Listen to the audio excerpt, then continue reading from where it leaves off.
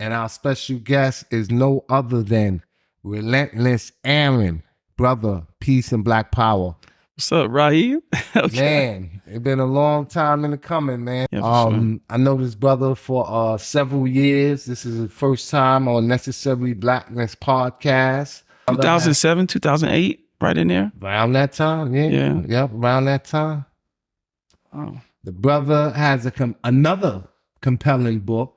He has several books. He's an author. How many books have you authored? I'm close to 100 books now. Close to 100 books. Yeah. Relentless Aaron is the pen name for DeWitt Gilmore, prominent figure in the 1990 New York hip-hop scene, announces the release of his latest memoir, The Night Puff Tried to Kill Me.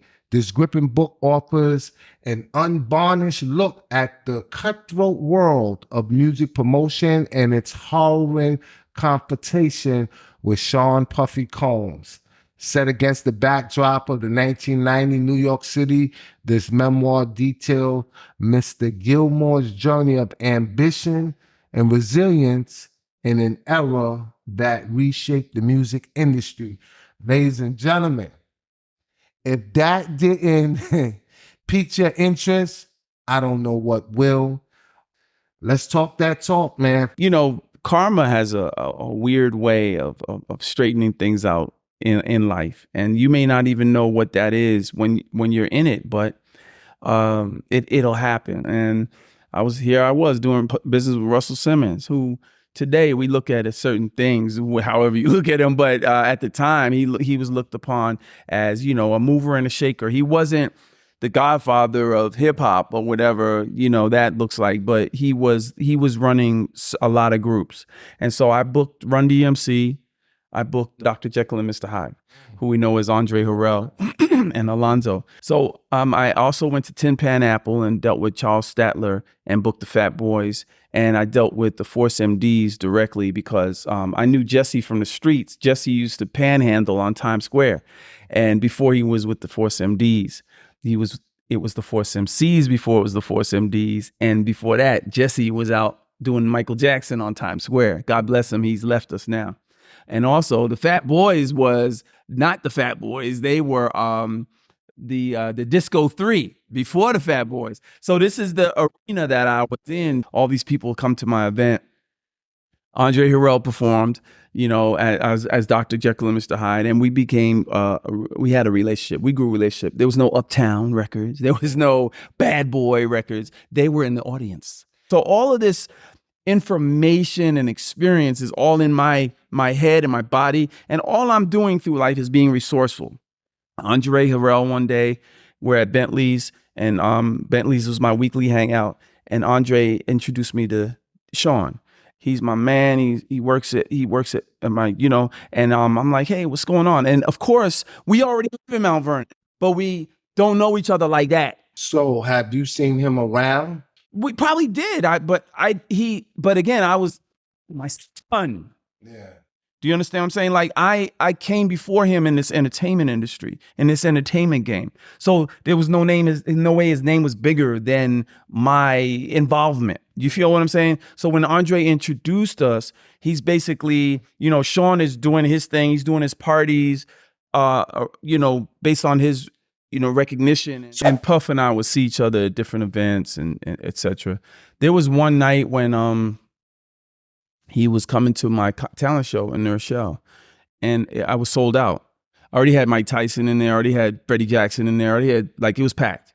And they called me to the door, and he's like, what's up? And he had 10 people with him.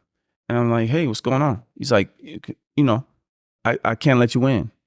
You know, the fire marshals at the door were sold out. Sorry.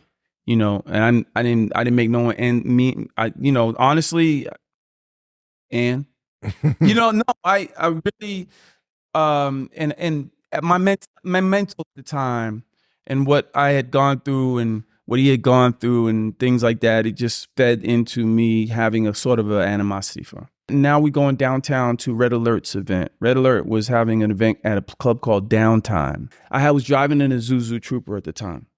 That was the car of that time. It was like a horse. Yeah. I pulled in a stick shift, by the way. I pulled into the parking space, and me, Lance, and Rico. Lance was my security. Rico was an intern. We leave the club an hour later. Now there's a sea of people in the street, cars, music. They can't get in the club, so they're gonna have a party outside. Yeah. That's how we do. I'm going to my Jeep. I've had my parties for the night. In fact, I'm probably ready to turn in. So I go to the truck. Lance gets in the passenger seat. I'm in the driver's seat. Rico's in the back. Puff pulls up. I remember it well. I had my window down. Puff pulls up to the back window. He said, "What's up?" to Rico. Rico's like, "What's up?" Rico's a fan. If Puff said, "Yo, Rico, come jump in my car," Rico would have done it. You know, he was no way in solidarity with me. We knew that night. We didn't know before then, but we knew that night. Then Puff pulls up a little more. And by the way, he was in passenger seat. He had a bodyguard or security driving. It was a coupe. It was a, Lance said it was gold. I said it was some lighter color, maybe platinum or something, but that wasn't where my head was at. So Puff pulls up, or they pull up, and they ask, Lance is again beside me, and Puff says, "What's up?" And Lance is like, "What's up?" And then he says to me, "What's up, bitch?" And okay, bruh, keep your drama.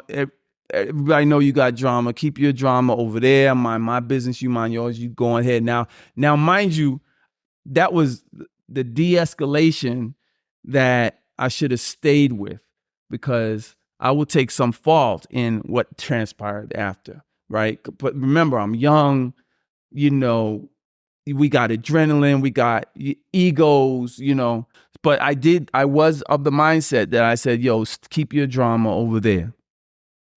He said, "Nah, man, you a bitch," like that.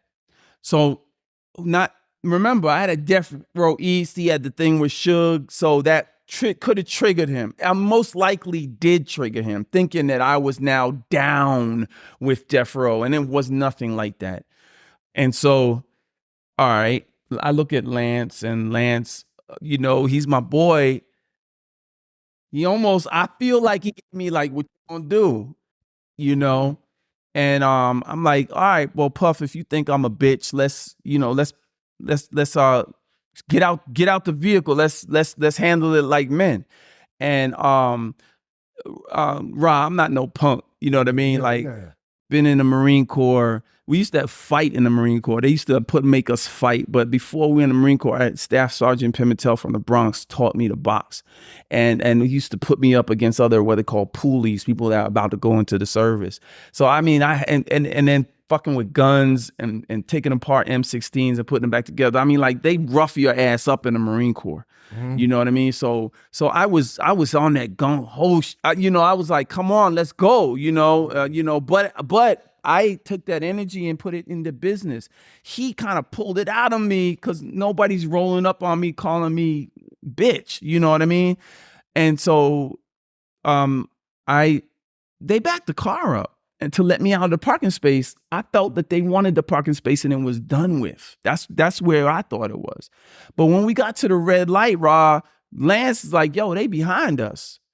And I'm like, "Okay, so maybe they for real with this, So we turn the corner. Before you know it, we're on Herald Square, where the Macy's Day Parade takes place. Like, literally right there. The place is brightly lit.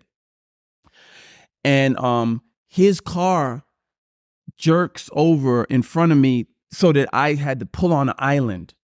And the island is, a little, not even a foot off the ground, just a half a foot or whatever. And so, but I got the Jeep, so I pulled over, whatever. I didn't want to crash this sports car, obviously expensive sports car.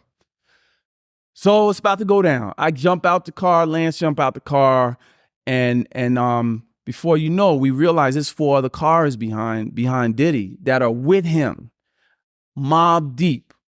So in my mind, this was not no one-on-one no more at all. This was about to be a stomp out, because all of those was dick suckers as far as I'm concerned. And they'll probably tell you today, yeah, we were running behind Diddy. You know, they probably would. I don't know who they were. It didn't matter to me. My thing was like him and me, maybe we're going to have a fight in the middle of the street. I don't know. But we heard Lance is like, gun. And before you know it, I'm jumping back in the truck. Lance in the truck.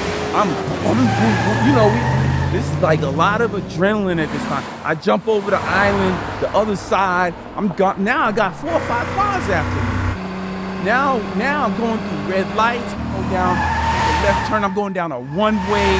There's cars. I'm on the sidewalk. I'm leaping over the curb. I'm like, what? Like they're shooting and they chasing me. So there's a point when I went through 7th Avenue near Times Square, went through the light from the traffic and left them behind.